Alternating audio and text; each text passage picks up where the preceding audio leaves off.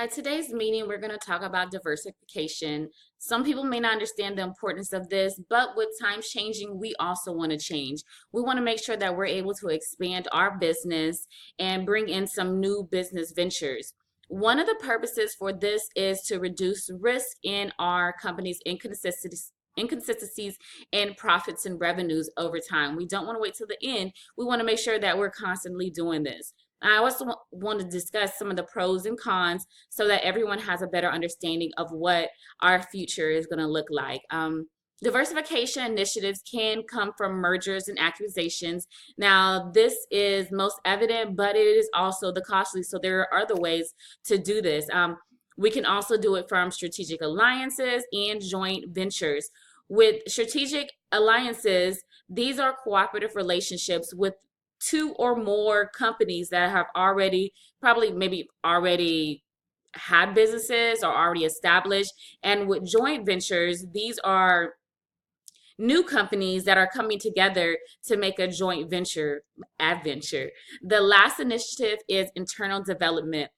Our economy has been using this more. It allows us to enter a new business through investments in a new center. They're also called new ventures.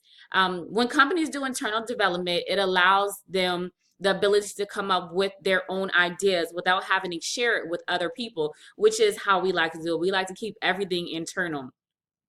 Some of the disadvantages is that it can be time consuming, and that do we have enough manpower to actually come up with our ideas and create all these ideas ourselves without outsourcing it?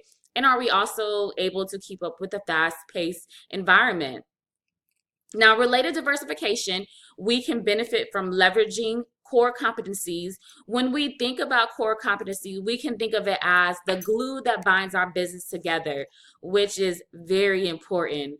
Leveraging core competencies involves transferring accumulated skills and expertise across business units in our corporation, which provides us two payoffs: cost savings and revenue enhancement. Related diversification can also benefit from sharing related activities. In order for the core competency to create value and synergy is us working together, there are three rules. The core competency must enhance competitive advantages by creating superior customer value. Different business in the corporation must be similar in at least one important way related to the core competence, and the core competencies must be difficult to imitate or find substitute for. So you can see how those are really important. We don't want anybody who can copy our product. They can just sell it for cheaper. We want to make sure that we're adding value to our product. We just want to make sure that our product is one to be remembered. We can also achieve related diversification through market power, which can come from pool negotiation and vertical integration. Vertical integration is the way that we're able to produce our own products, and like I said, keep that inside. But of course, with everything, there are some downfalls and some concerns. So some of the questions that I have for my management team is, do we really want to change the way we're doing things now?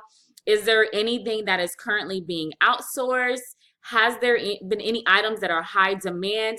And do we have the necessary competencies to execute this vertical integration? I also want to know what is going to happen to our firm stakeholders. Are there any negative effects to that? Now, I want to switch this conversation and talk to management. Now, I don't want to just talk to managers. I want to talk to supervisors, team leaders, anybody that has a leadership position.